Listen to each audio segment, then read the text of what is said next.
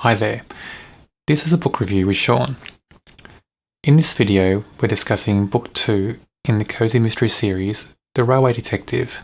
If you watched the video I did for the first book in the series, I wasn't too sure if I wanted to read Book 2 in this series, just because Book 1 wasn't that great. But I did read Book 2, which is called The Excursion Train, and thankfully, this book is so much better than the first book. And now I have hopes that books 3 and onwards will be even better than book 2. The book is here.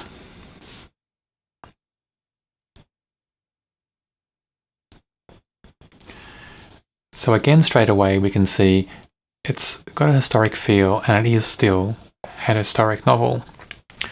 Still set in 1850s England. So of course in the plot, we have trains.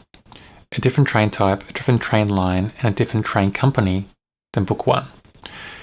We also have a crime on a train, and the first crime is murder.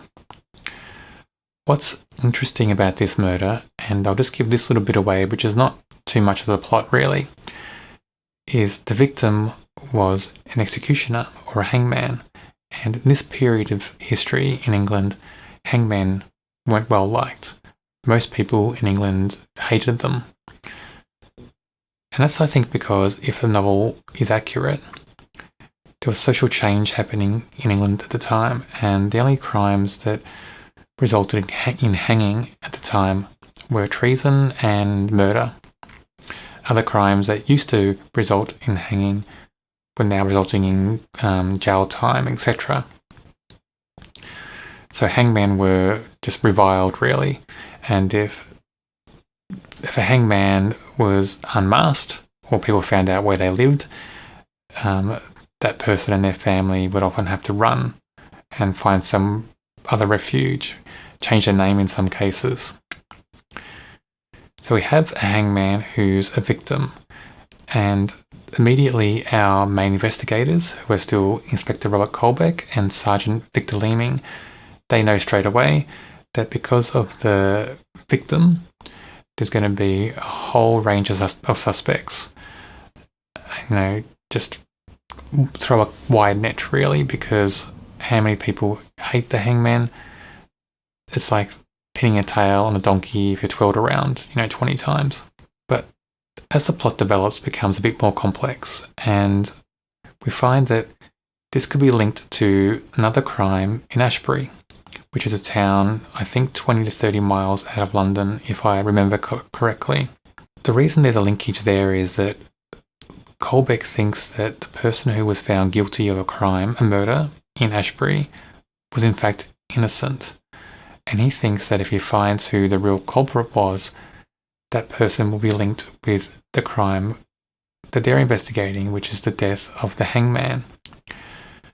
So immediately we see how complex this plot is, and it just throws so many mystery elements into the mix. And also when they get to Ashbury and start investigating, all the red herrings pop up, and there's so many twists and turns in this novel that I just found it so much better than novel 1, and I found it really exciting as well, because I figured that if book 2 can have so much of an impact, what will book 3 bring?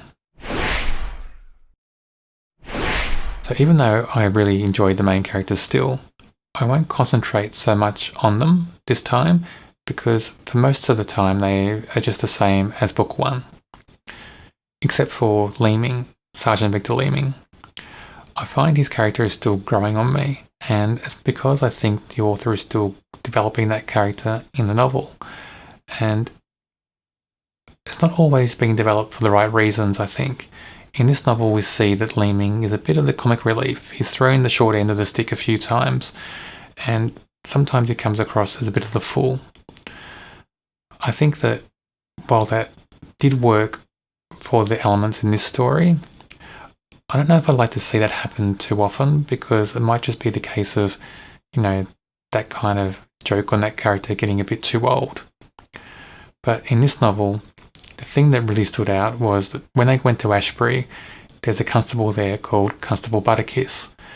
And this constable is really keen to be member of Scotland Yard, and he wants to try his hardest to prove himself to Colbeck and Leeming. And he's just like a puppy dog, really leaping up for praise and panting, for those pats on the heads, etc. Leeming and Butterkiss have to team up as they go investigate, interview people, and also Butterkiss helps them go through lists of suspects to find out what their characters are like and where they live, all that sort of thing. Because Butterkiss is so eager to impress, he's like a chatterbox, and he just chats away to Leeming, and Leeming is almost suffering in silence, really, because Leeming is so gentle and so nice. He doesn't want to hurt Butterkiss's feelings that much, so he kind of puts up with it. Two of the characters that I liked from book 1 do reappear in book 2, and that's Madeleine and her father Caleb. Of course, now Caleb's fully recovered from his injuries, so he's back to his usual self. And he's really fun in this novel because he follows the investigation that Colbeck and Leeming are involved in the newspapers, and every time he reads a newspaper article about the case, he's certain that he knows who the culprit is. He's certain that he knows how Colbeck should investigate the case, what clues he's missing, and he wants Madeleine to travel to Ashbury all the time to tell Colbeck what he's doing wrong. Madeleine and Colbeck, their relationship is just back to being friends. They're not sure if they want to develop it any further, and so that's where we sit at the start of this novel.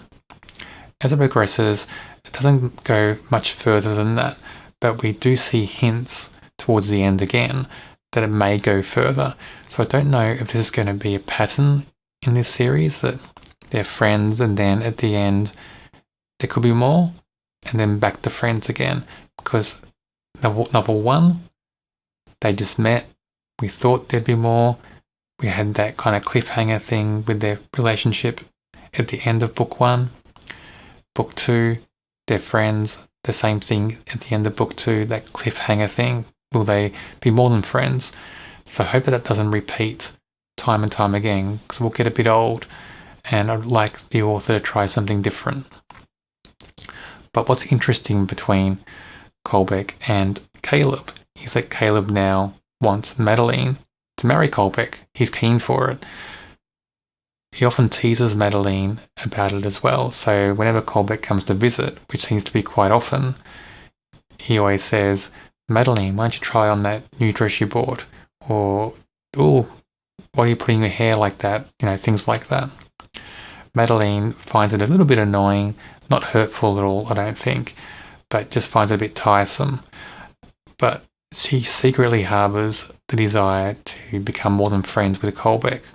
So I want to see how all that kind of develops in this series and what happens between those three characters, because I'm getting a feeling that's going to become a real central point of this series.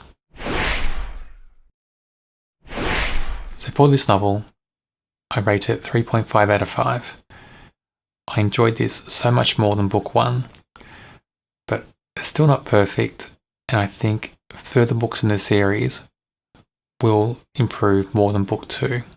I do suspect this may become one of my favourite series of all time, and I am looking forward to diving right in to book 3.